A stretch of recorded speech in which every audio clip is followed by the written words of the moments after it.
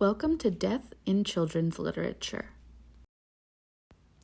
Hi everyone, my name's Alexandria Abenshon, and I'm the manager of school-age children's programming at the New York Public Library.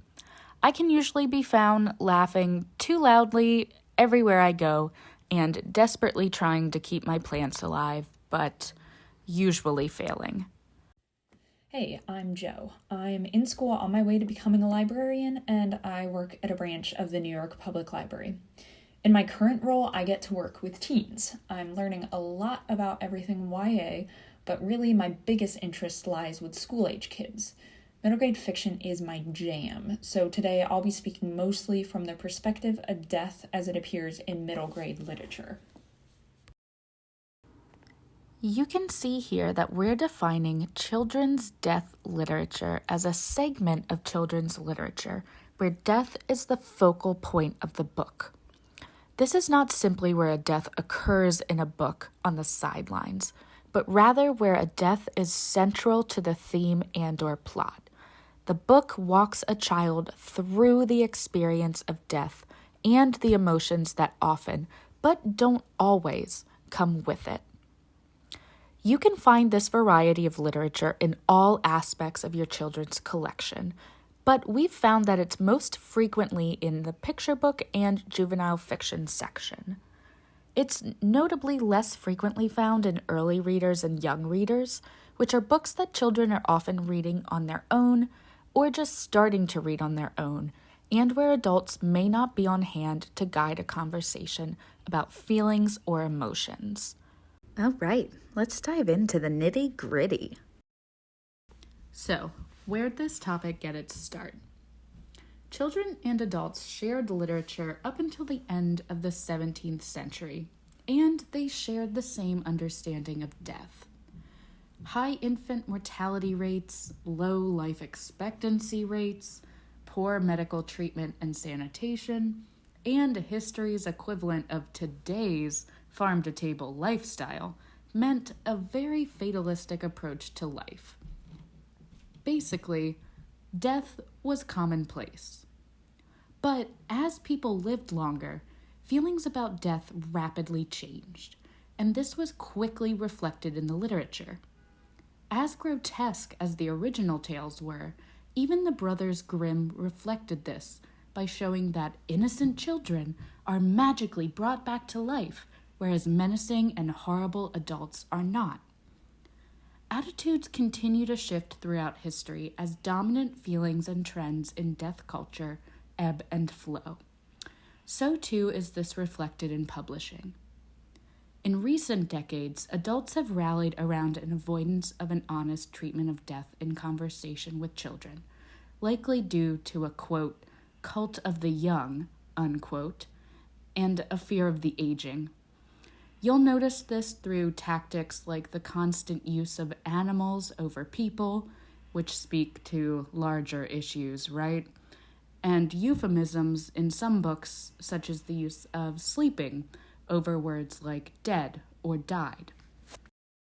There are a lot of ways to consider how children process and relate to death. First, consider the individual. Each child will react to death and the specific situation differently. You can't predict how a child will react to a death based on a prior experience because relationship is integral. Second, a given culture greatly impacts how death is considered in each specific situation. For example, many Americans are typically very unlikely to deal openly and honestly with death. Next, time period also greatly impacts how death is considered and treated, very much in the same way as culture. Finally, children's understanding of death is closely tied to the developmental stage that they're in. And speaking of developmental stages, we'll share a definition. The concrete operational stage begins at around age 6, and that marks the beginning of the stage when children are able to begin to think logically about events and objects in the real world. So when we're thinking about death, stage 1 is when children relate death to sleep, and that's when our kids are just a little bit younger, age 5 and under. Stage 2 is when children realize death is permanent, and we would expect to see this at around age 6. And then finally, stage 3 is when children realize death is permanent and inevitable. Let's talk appeal. A big question is why the interest in death in children's literature? And the main answer is because everything dies, from people to trees and everything in between. Nothing and no one lasts forever. But really, if this hasn't happened already, you'll probably run into at least one situation where a patron or a student or someone approaches you to say that a child has experienced a loss of some variety. And that happened to me. A divorced mother of twins came in and shared that her boy's father died of a drug overdose, and she was looking for some books to help them. And on the other side of things, you may also find that there are a lot of kids who are just curious about death, and that's normal too. I was a kid who had a very natural interest in death and grew up with a lot of unusual adults who encouraged me to really dig into my interests. So that has grown with me into adulthood, and my co-presenter Joe was kind enough to come along for the ride. Just a quick note, we're not going to talk about every book on these slides, just a few highlights. But we will be sharing these slides and a bibliography after the presentation, so you'll have a list of all the titles that we've referenced or shared in an easy-to-reference format. Most of these titles likely look familiar to many of you, but forget them. We're not going to be talking about these today. They're a little bit on the older side, and while there's nothing wrong with the classics, the nuance of recently published titles about death more accurately capture changing attitudes about death in contemporary society. So that's what we're going to be focusing on today. All of these titles focus on the sudden loss of one friend in one respect or another, but I'm focusing on the Goodbye book. We see classic Todd Parr style with bold illustrations following an orange goldfish mourning his green fish friend. The goldfish feels a wide range of emotions and loses interest in the things he once liked to do, which validates the range of different feelings people and goldfish feel while dealing with grief. Parr also acknowledges healing, ending on a happy note as he notes that readers might even feel like drawing a picture once they're feeling better. You can see that these titles really highlight the trend of animals versus people. There are clearly no people on this slide. It can sometimes feel tough to find really great examples of death books that do explicit loss really well, particularly in picture books for the younger set. That said, there are great examples, and the Goodbye book is one of them. Is there a people-based book about the death of a friend that you love? Let me know. I'll share my email address at the end, and I'd really love to hear from you. Now for some middle grade titles where we see the death of a friend. The Afterwards tells the story of two best friends, Ember and Ness. Ness dies unexpectedly, and the reeling Ember looks for a way to bring her friend back by traveling into the Afterwards, where the recently deceased reside. Ember faces tough decisions as she considers what she would be willing to sacrifice to bring her friend back. This is a rather unique little book that features slightly eerie illustrations throughout.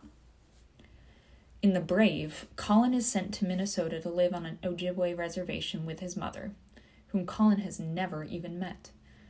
Colin has OCD that manifests itself in his uncontrollable impulse to count every letter that is spoken to him. His exasperated father decides to send Colin to live with his mother, and Colin finds himself in a whole new world of getting to know his family and understanding his identity. An encounter with a neighbor who believes she is turning into a butterfly leads to a new friendship and lessons in bravery while Colin witnesses Orenda's journey through terminal illness. And for fans of Gary Schmidt's Newbery Honor Wednesday Wars, Just Like That starts with a punch in the gut with the abrupt and unexpected death of Halling Hoodhood. But even readers who aren't familiar with the charismatic Halling will easily assimilate into his world in 1960s New England, as the story continues through the eyes of his classmate, Merrill Lee. Merrill Lee adjusts to a new school while grappling with Halling's shocking death and the oppressive grief of the blank that threatens to overcome her at any moment. Sibling books were also really challenging. They tended to be wildly outdated or almost exclusively available on Amazon and not available in our library catalog, which would normally make it tough for me to recommend and just pull off of our shelf. So today we focused on titles that are available in our library catalog. But I think as librarians, we always want to connect folks to the right book. And sometimes that means going outside of what's normally available to us. So don't take the limited number of titles on my slide to mean that there aren't other titles out there. But Finn's Feather is inspired by the author's own experience with loss, and that gives it such a thoughtful, genuine feel. Finn finds a white feather he's certain his brother Hamish sent him. Joined by his friend Lucas, the pair spends the day playing with and enjoying the feather, which is precisely what Hamish would have wanted. The feather ultimately serves as a sweet reminder of those we love who have died, and it's encouragement to seek our own rituals of remembrance, which is exactly what Finn's family does in those final pages.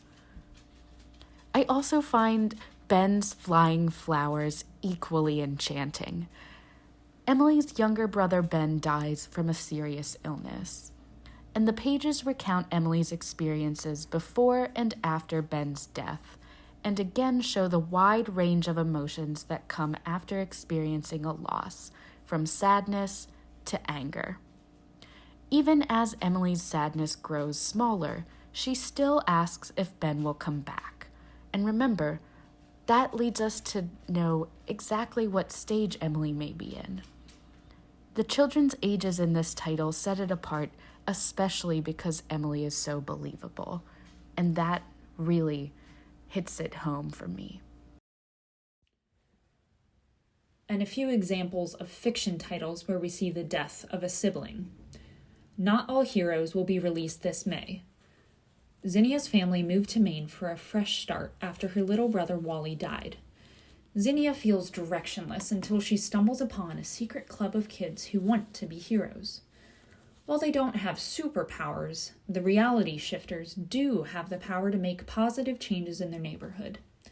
Zinnia finds a place she feels she belongs as she embarks on adventures with her new friends and finds purpose for the first time since her brother's death.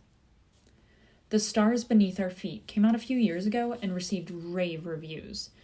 This book tells the story of Lolly, who along with his mother is grappling with the murder of his older brother a few months prior. With the gift of 2 bags of Legos, Lolly finds a new project to immerse himself in as a way to focus on something other than his brother's death.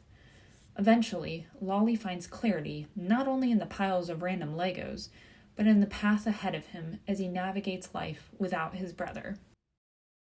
To put it bluntly, there are a ton of dead parent books.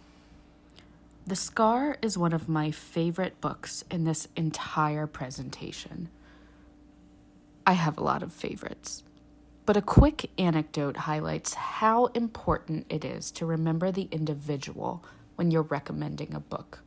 It's about that relationship, right? In weekly office hours I host for our branch librarians, I was chatting about this presentation when a children's librarian asked if I had read The Scar. I shrieked yes, because duh, it's my favorite. But she was horrified by The Scar for all the reasons that I loved it. The opening line, "Mom died this morning," sets the tone for this straightforward and honest picture book. The boy is angry with Mom at first, but when she dies, he feels the loss but can't express it accurately. The anger he feels is palpable and like nothing I've ever felt from a picture book, and the metaphor the author draws of the boy's emotional and physical scar is heart-wrenching. The color-blocked illustrations are beautiful, and while an intense read, it's important and an impactful addition. Another favorite, again, I have so many, is Everett Anderson's Goodbye. And I know what I said. No classics, changing attitudes. Keep up with the times. But I put my foot down when it comes to Lucille Clifton and the way she describes the 5 stages of grief in verse through a child's eyes. Clifton won the 1984 Coretta Scott King Author Award for this title, which brings the Everett Anderson series to an emotional and impactful close.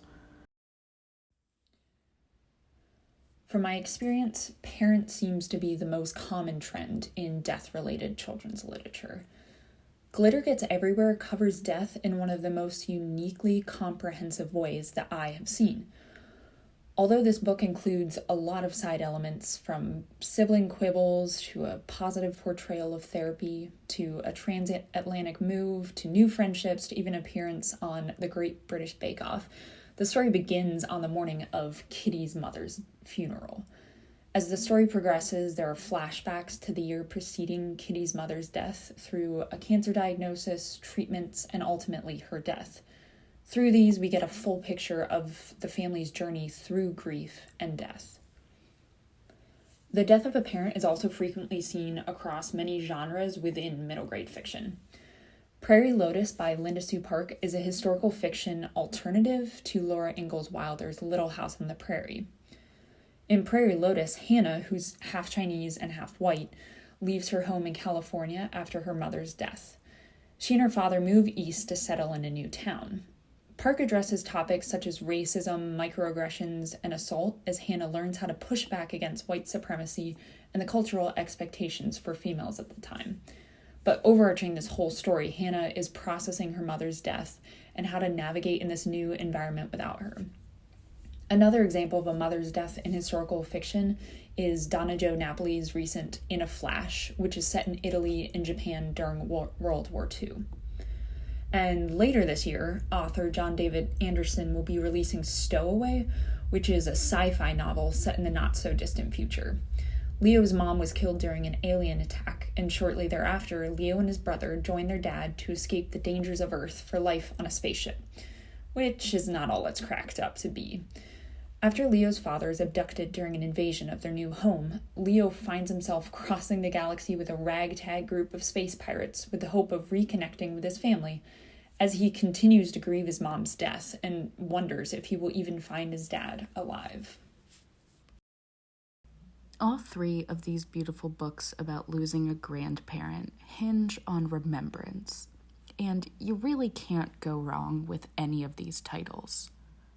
Grandpa's Stories is particularly moving because it shows a young girl sharing a lot of really beautiful moments with her grandpa before he dies. The young girl helps her parents clean his room, and she finds that he kept souvenirs of their adventures together, which reminds her that there are a lot of ways to keep a memory alive. If one hopes to find the gold standard of death's treatment in European literature, you only have to look to the Danes. Cry, Heart, But Never Break is overwhelmingly sensitive and beautiful. It's a great example of injecting a little philosophy and reflections on death. What is life without it? And without being overly didactic, this philosophical question is at the crux of this book. Yeah, Grandma dies, but the question is really, what is life without death? Death cuts a kindly figure in this particular title and urges the children to remember and live on. The death of a grandparent in middle grade fiction. In The Vegetable Museum, Chloe loses her once estranged grandfather. Chloe's forced to move from Montreal to Victoria, Canada, with her dad after her grandfather suffers a stroke. Chloe has the opportunity to learn from her grandfather his passion for gardening until he suddenly dies as a result of a second stroke. Chloe takes it upon herself to carry on his legacy while trying to make sense of the strained relationship between her dad and grandfather after having lost someone she was just getting to know. And of course, the 2021 Newbery Award winner, When You Trap a Tiger. Korean folklore comes to life in this story when Lily and her family move in with her sick grandmother. A magical tiger from her Haimone's folktales appears with an offer that sounds too good to be true, but might just save her grandmother's life. Pets and animals are where I really struggle the most when it comes to death. I've had every pet imaginable, and I can't make it through books, movies, or episodes of TV where an animal dies. Hello, cultural norms. But it's also the situation with which I'm most familiar, since I've outlived every pet I've had thus far. But each of these titles brings something really genuine and wonderful to the canon of death literature. The end of something wonderful brings a levity that's often missing from death titles, for obvious or maybe not so obvious reasons. The book is lighthearted, but it doesn't shy away from addressing the tough feelings that we've talked so much about, not to mention that healing that naturally happens along the way. Becker's wordless picture book, A Stone for Sasha, begins with death. And vacation doesn't feel the same when one of your best friends isn't there. Our main character picks up a stone on her walk along the beach, and she's sad. But suddenly we're hurtling through time and space until we see a meteor shower, which is millions of years in the past, and time is whirling past us, sending a chunk of space debris whizzing past, and it's breaking down as centuries, millennia move on. It's bound to make you feel small. And suddenly, that piece of meteor is again that small stone, that piece of small comfort reminding us that in death, we are all things, as Sasha is. And Becker does this without writing a single word? Amazing. The death of a pet occurs more frequently in picture books, but there are a few examples in middle grade as well. Sarah Pennypacker's Pax deals with multiple kinds of loss. This story is told from the split point of view of a boy named Peter and of a fox named Pax. And on the entirely opposite end of the spectrum from the quiet Pax is Aaron Reynolds' The Incredibly Dead Pets of Rex Dexter, which approaches the topic of death with humor. Rex finally gets a pet. It's not the dog he expected, but it's a chicken, a pet nonetheless. But things go wrong when his chicken is killed just 1 hour later. Cursed by a menacing carnival game, Rex suddenly discovers that he can communicate with the spirits of dead animals, and not just his chicken.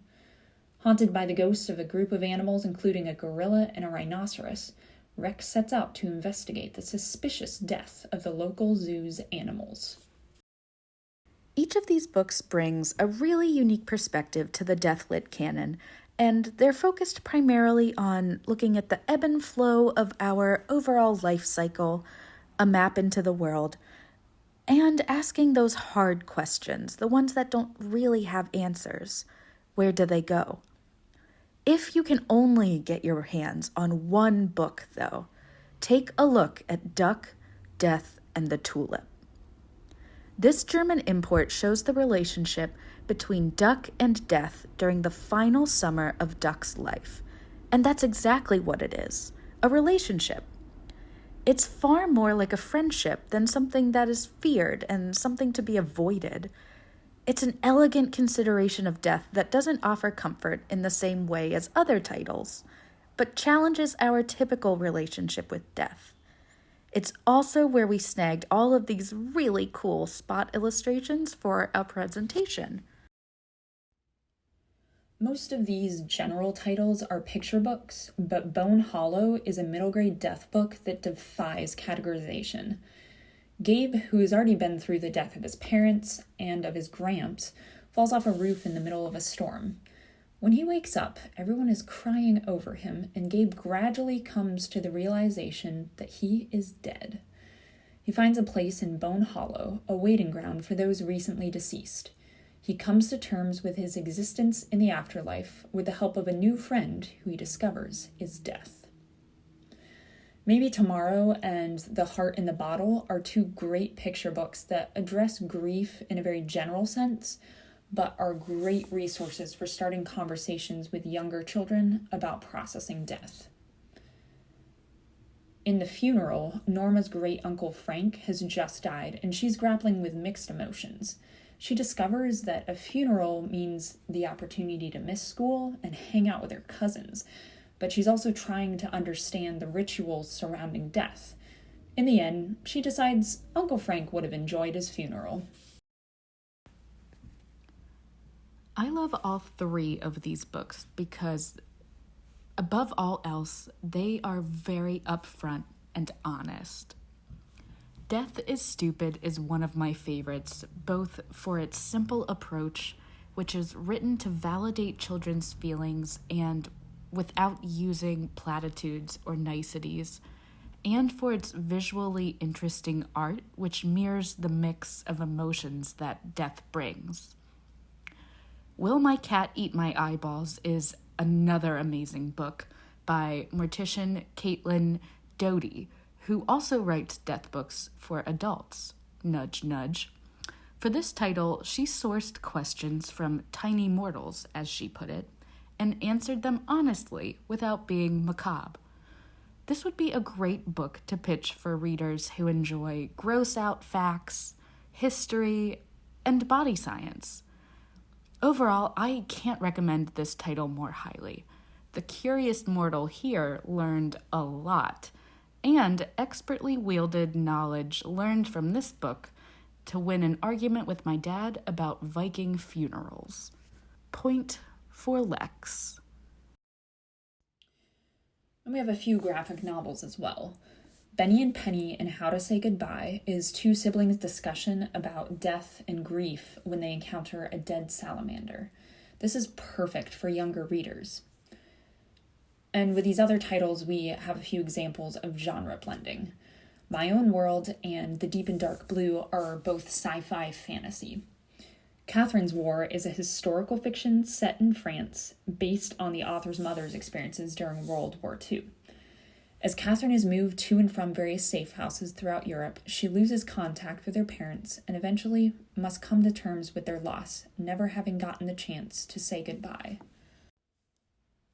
Across these divisions of death-related books that we've just discussed, various themes emerge.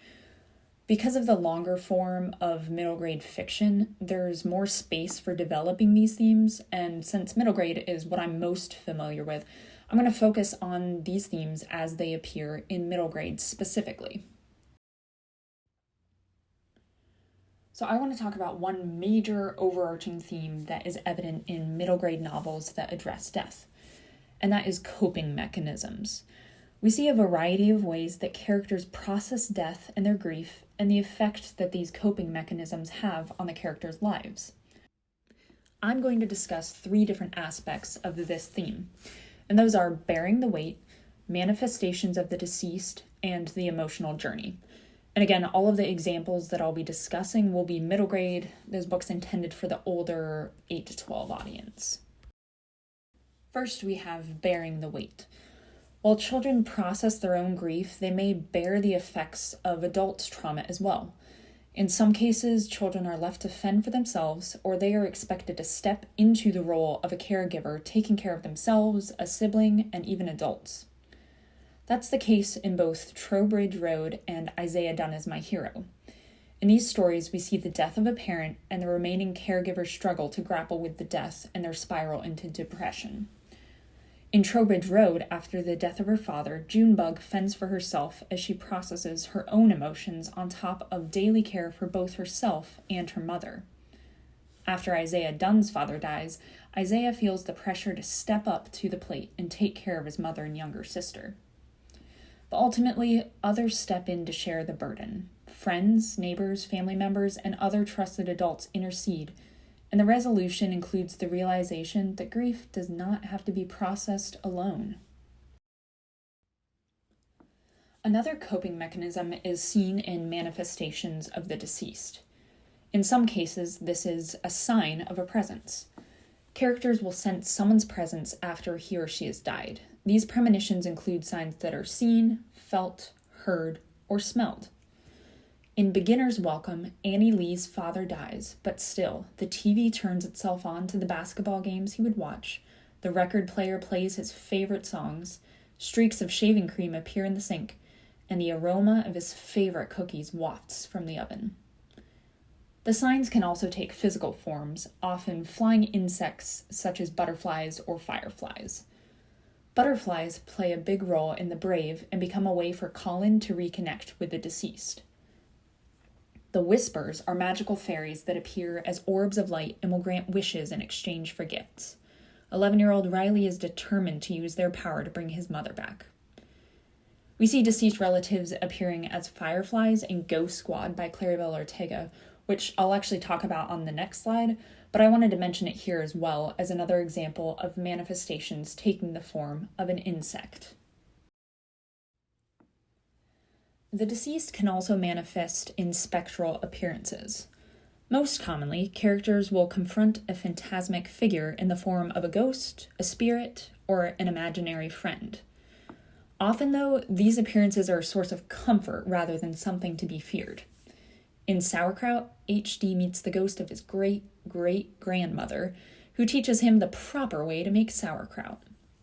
And as I mentioned, in Ghost Squad, Lucy is surrounded by the firefly spirits of her protective ancestors. But these family members also have the ability to transform into ghostly forms of their human selves. Lucy is used to living in a house full of ghosts who provide comfort, help take care of Lucy, and constantly pester her with reminders to clean her room. More on the spooky side of Ghost is Pink, a pellicet that Soraya inherits from her grandmother in The Girl and the Ghost. Lastly, we'll look at the emotional journey of the characters. Grief is not linear, nor does it look the same for everyone. There are many complex emotions and mixed responses in dealing with death. We'll discuss some of the aspects of this process and the ways that characters react to the emotions that they experience. First, we see guilt. Characters may blame themselves for a loss that was entirely outside of their control. With Right as Rain, Rain has carried her guilt for a year, blaming herself unnecessarily for her brother's death. Similarly, Clara from When Life Gives You Mangoes carries a guilt so intense that it has entirely altered her memories. We also see characters responding to their emotions through hobbies. Characters immerse themselves in hobbies as a way to distract themselves from their situation and to connect to the deceased. The character may embark on a mission to complete an unfinished project. Green Lantern Legacy introduces readers to Ty, who inherits his grandmother's jade ring upon her death. Taking on the ring, Ty is inducted into the Green Lanterns to carry on his grandmother's legacy. Lucy, the protagonist of The Line Tender, lost her marine biologist mother when she was 7, and now, 5 years later, her best friend dies in a swimming accident. Lucy spends the rest of her summer immersing herself in her mother's research, picking up where she abruptly left off in her study of sharks. Clues to the Universe is one of my favorite books of 2021 so far. As Ro reels in the wake of her father's tragic death, she's determined to complete the unfinished rocket they were designing and building together. And in May Respicio's The House That Lou Built, Lou never had the chance to meet her father, but she has inherited his knack for construction and endeavors to use these skills to fulfill his dream of building a house by constructing her own tiny house. Another part of the emotional journey is denial, or escape. Characters may intentionally choose to suppress the knowledge of someone's passing, or they may do so unknowingly. And the escape can be figurative through an escape into an imagined place. These examples show the power of stories. The space between before and after, the land of forgotten girls, and also Trowbridge Road, which I mentioned earlier, all use storytelling as a way of escaping a difficult reality. Or the escape can be literal, where there is an attempt to outrun the trauma. With the remarkable journey of Coyote Sunrise, Coyote and her dad Rodeo have been living in a school bus driving back and forth across the country since Coyote's mother and 2 sisters died in a car crash.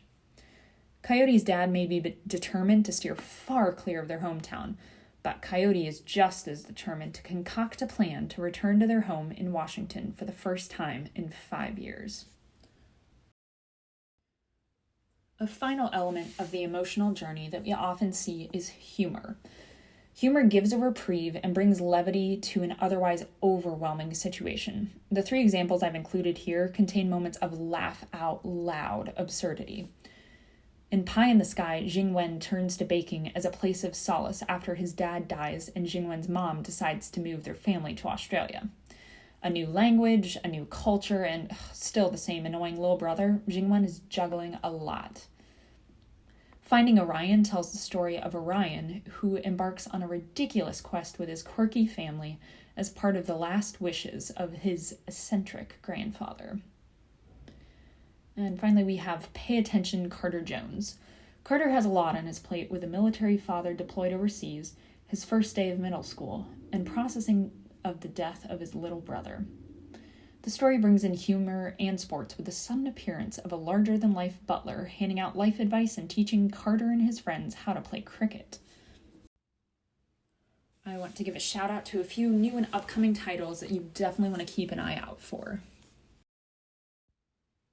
I briefly mentioned Hannah Alcuff's The Girl and the Ghost earlier, but I have to say this was hands down one of the best books I read in 2020. This Kirkus Prize finalist is so well written and quite spooky. The story begins with death, and throughout the rest of the book, readers are immersed in Malaysian culture and food, and also gain insight into Islamic views of ghosts and death. I won't spoil the ending, but I will say it is a heart-wrenching surprise. Be on the lookout for Stowaway, the sci-fi fantasy adventure by John David Anderson that will be coming out August 2021. From the author Jasmine Warga of the Newbery Honor recipient Other Words for Home, The Shape of Thunder will be out in May. This story also has a sci-fi element with the exploration of time travel. Told from split perspectives, this book presents the story of 2 former friends navigating grief. Cora is still processing her sister's death in a school shooting, while Quinn carries the guilt of what her brother did. And finally, Dusty Bowling's novel in verse that came out in 2020, The Canyon's Edge. Nora and her father are trying to find their way and settle into a new definition of normal a year after Nora's mother was killed in a random shooting. While we've been here and have been happy to take questions in the chat, we're happy to field any questions that have come to you now that the presentation itself has come to a close. If you enjoyed going on this journey with us, we really want to hear from you. We love talking about death and death in literature with like-minded individuals, so feel free to use our email addresses, which are listed right here, and get in touch. We would love to make connections across the state. So we hope to hear from you really soon. Thanks so much for tuning in.